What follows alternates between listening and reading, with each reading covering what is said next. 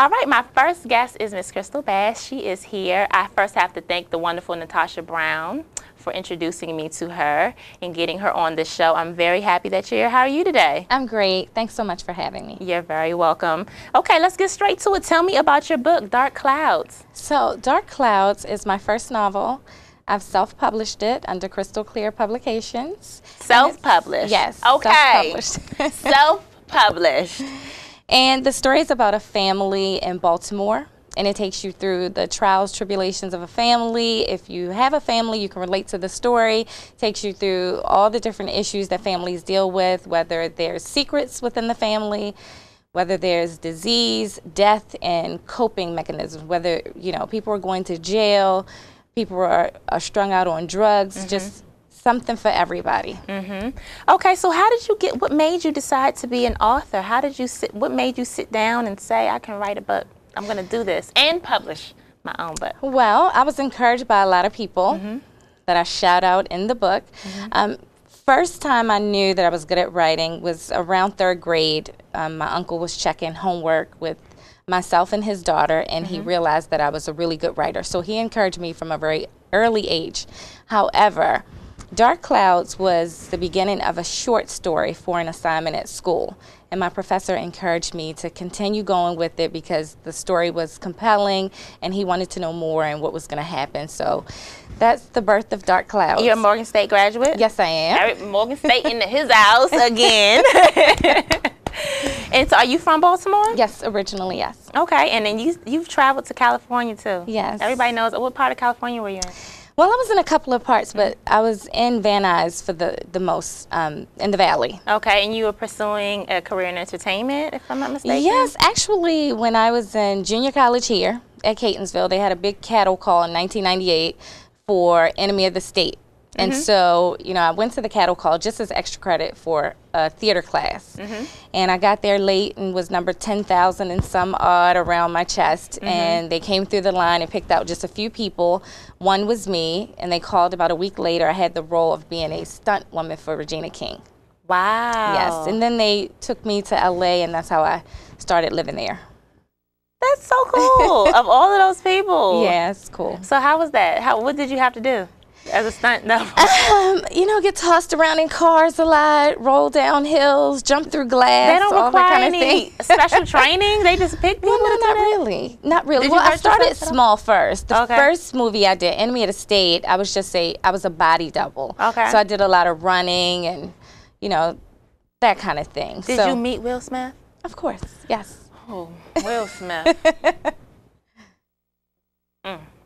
So anyway, That's a whole nother story. That's a whole nother segment. Is he as fine as he Yes. is in person? He's very fine. That's a married man. I'm gonna tell you Forgive me. something about Will Smith that I was shocked on the set of Enemy of the State.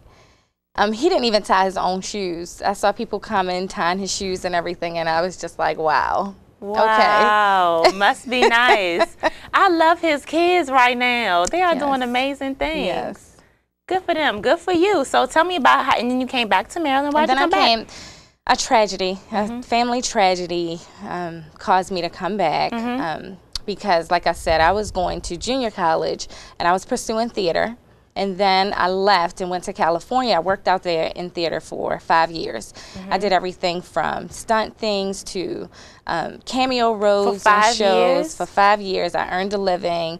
Wow. I did a lot of things. I did wardrobe. I did a whole bunch of things. And then a family tragedy happened that brought me back to Baltimore. When I came back to Baltimore, I thought, you know, I could just get a regular job, but I should pursue. Once being in California, seeing behind the scenes how all the movies were filmed and how they're directed, I felt like I could do that myself. So that's when I started writing, well, finishing up my writing and just feeling like I could take this and turn it into a film as well.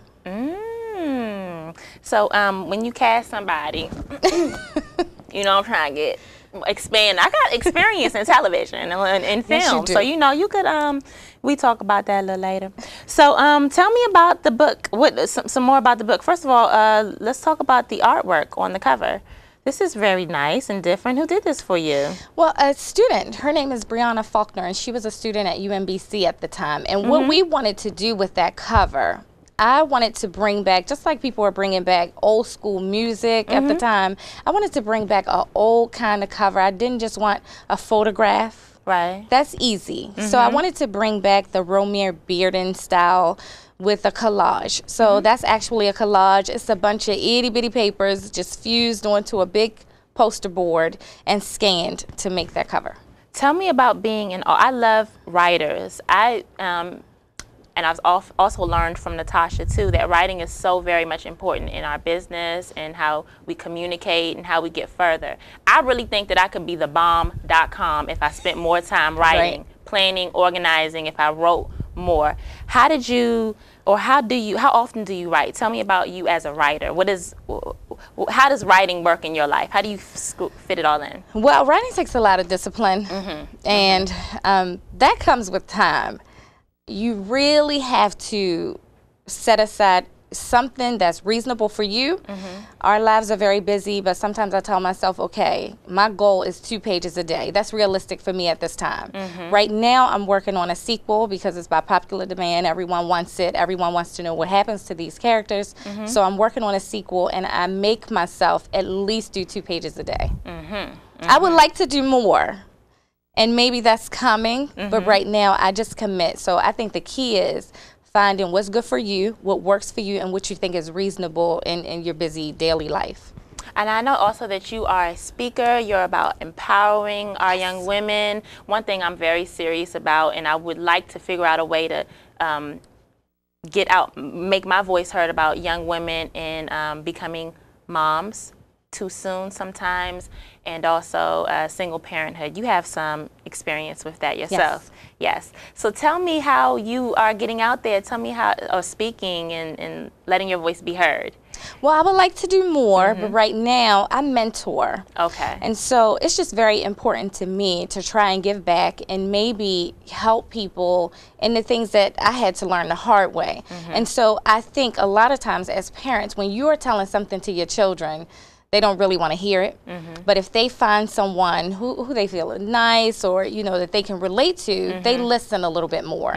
So I'm starting on a small scale, but I would like to get out more into the middle schools and the high schools. I've done some college. I've gone back to Morgan and done some speaking. Okay. But I would love to reach a larger audience as far as high schools and middle schools are concerned. I would love to too. So we're going to talk to Natasha's in the house, Think Brown Inc. We're going to talk about this and make it happen, because I really think that is, I'm not going to say that's my calling, but it would be irresponsible of me to not share my story, because like you said, people make mistakes, and it's very easy to make those mistakes when you don't know no better. You don't want to listen to instructions and do what you're told. I feel like people might be able to identify with me. Right, and for me, a lot of it has to do with my story. So I didn't have a silver spoon. And the things that I'm going to speak to these young ladies about, they're things that I lived, I did, I've been through, you know, and I really have a story to tell. I don't want to give away too much too soon, but I've had to deal with issues on my own dealing with, you know, jail, things like jail. And I've persevered over that. I have a very good job, very well educated, things like that. But we can fall into traps dealing with different men, and it all comes from, you know, it starts at home. That's one of the things. It starts at home, and that's one of the reasons why I mentor. Okay, so we're going to have you back on the show so we can talk about some of those things. Okay. And the sequel as well. Yes. So what's your website? Give the folks your website. www.crystalclearpublications.com. Get more information from her. Ladies and gentlemen, you will see her again. Hopefully see us together doing something, working out, or you might see me in dark clouds. Thank you very much for being here. Thank you so much. No problem at all. We'll be right back.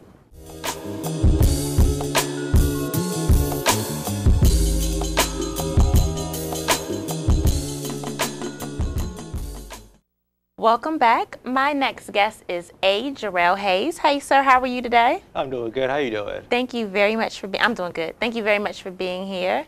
So tell me about your new book that's coming out, Two Women from Man. Two Women from Man is a book of poetry. It's a poetry collection of love poems, basically from the masculine perception for love for the feminine. It's broken down to 4 categories. It's romantic love, requited love, there's sexual love, and there's also love for the family. What was the second category? Unrequited love. Unrequited? Unrequited love, like love that you have for someone, but they don't feel the same way back. That's a good one. Yeah, so it's about that heartache that you feel, but you still love the person. How did you get into writing poetry? I got into writing. Well, you write poetry and stories. Yeah, too. I write fiction. I got into writing poetry because growing up, I had a speech impediment. So for me, it was the easiest way for me to express myself was through my poetry. With the fiction, I write fantasy fiction. And growing up, I read a lot of fantasy books, but I never saw like any black characters inside it. It wasn't until in my later years that I read Octavia Butler, who was an African American science fiction fantasy author. So, but growing up, I was like, man, where's the black people? So I ended up having my black people in my black and your fantasy my books, black fantasy stories. You know, I was reading some of your synopses. Those sounds like some possible Harry Potter like movies one day. Have you ever considered your stuff going on to production? Oh yeah, I would definitely love to have one of my books in a movie.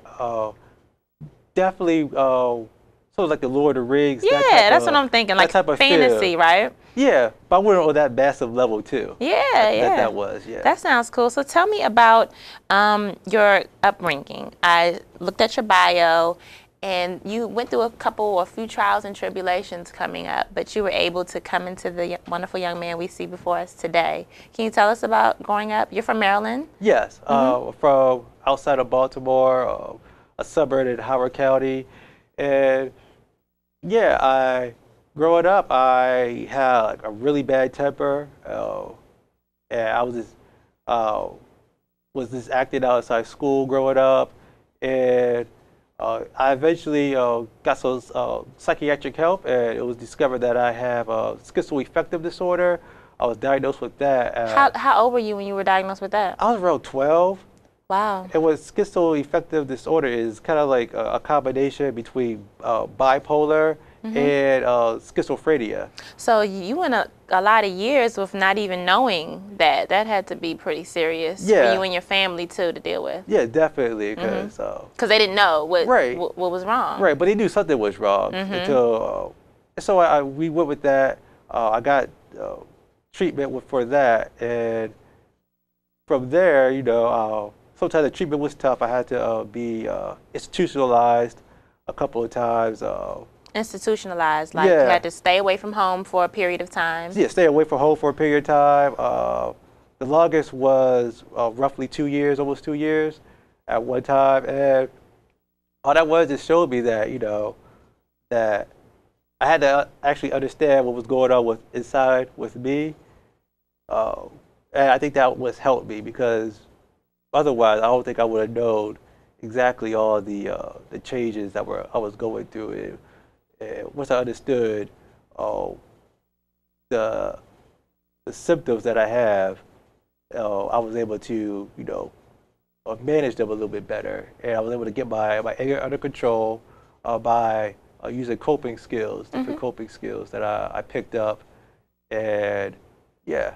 Tell me about that turning point that you talked about in one of, I believe it was some sort of group session. You were hearing stories and you decided, you know, you had to do better. You had to try a little bit harder. Tell us about the turning point for you. Yeah, it was the group meeting, and one of the faculty members there said that 80% of the, because I was in an all young men area, so 80% of the young men here, once they get released, would either be back within a year, in prison, or dead. And that was basically the statistics that he said, and that was a turning point for me, because I always been kind of anti-authority somewhat. So I was just like, you know what? If people think I'm going to fail, then I'm going to succeed. And that was my mindset. And once he said that, I was like, I'm going to be that 20% that never comes back. And once I left, I never came back. I got my act together. I was able to finish high school on time. I ended up going out to college. and I ended up writing a bunch of books. A bunch of books. How many books do you have? I have 10 books. 2 Word from Man will make number 11, and number 12 will come out in February. All right now. So tell the people your website and where they can purchase your books at. Yeah, my books are available on Amazon.com or also on my website, www.ajhayes.com, www.ajhayes.com. Thank you so much for being here. And thank you for sharing. Is this for me? Yes, it is. You told me you had a surprise for me. I can't wait to hear about what was the second kind of love? Unrequited love. Yep. Okay, that's going to be the first place I start. Make sure y'all get this book. And thank you so much for being here, sir. Thank you for having me. You're very welcome.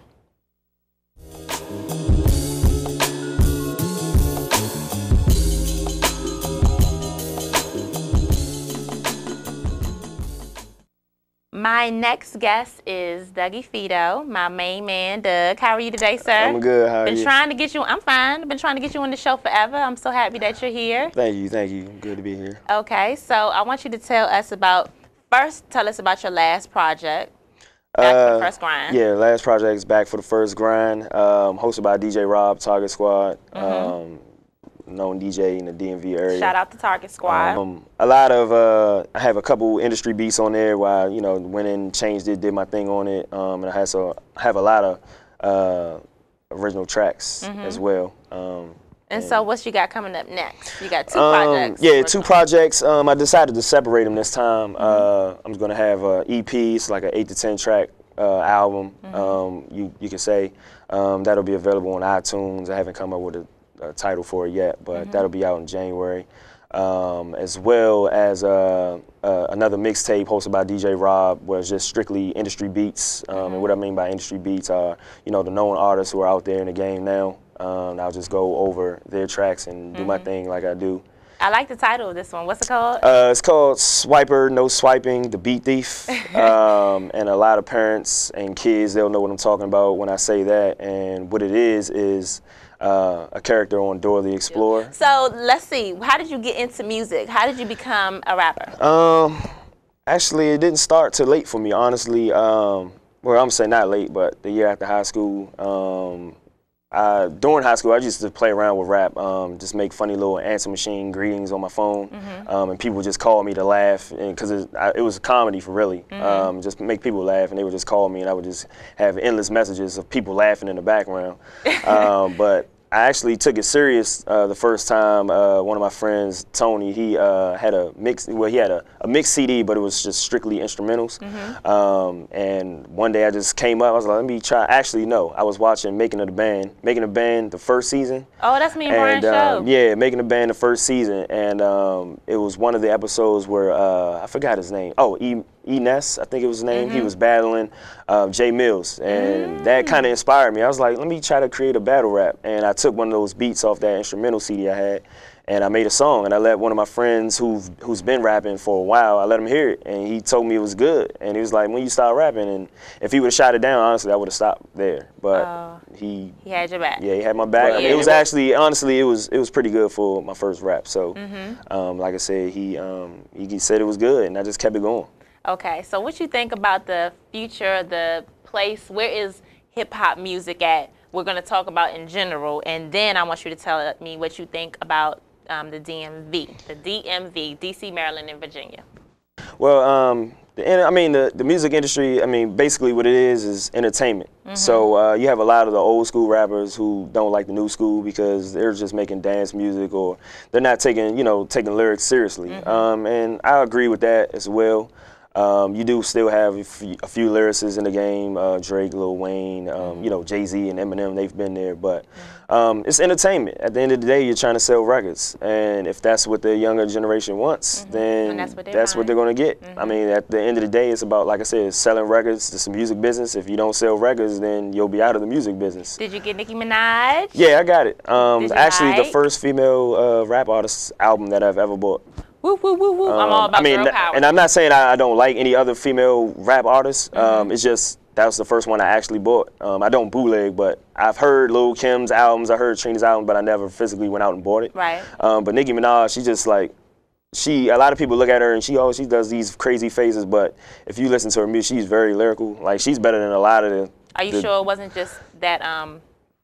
No, it's not. No, it's not that. Because if I didn't see her and I heard those lyrics, I would say the same thing. Yeah, she's hot. She's hot. She's very lyrical, so I had to go get the album. Okay, so what you think about DMV hip hop? You know, there's a lot of people have a lot of mixed feelings about it. Do we support each other?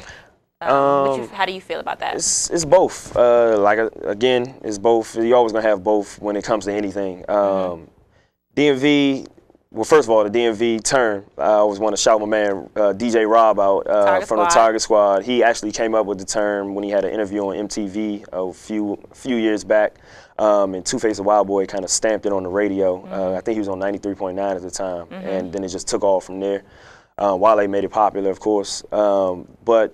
I mean, the music industry, DMV, the DMV side of it is just, you got crabs in a bucket, you got guys who support me, I support everybody. You're not going to make everybody happy with your music. You're always going to have certain songs that you create that nobody's going to like. You might not even like it, but the masses might like it. And it could be one of your biggest songs ever. But you would have never guessed that. Have you collaborated with any artists in the area? Yeah, collaborated.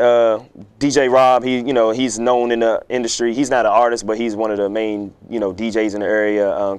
Collaborated with Easy Money, one of the DMV's up and coming artists. He's been doing it for a while. Also, a couple of artists on my team, Corey Mino, what we call him. AB from BOE Entertainment. A couple people. Lou Rail's one of the up-and-coming singers. He's actually, he went to school with us. Yeah. He's Lou Rail's, we call him. That's his name.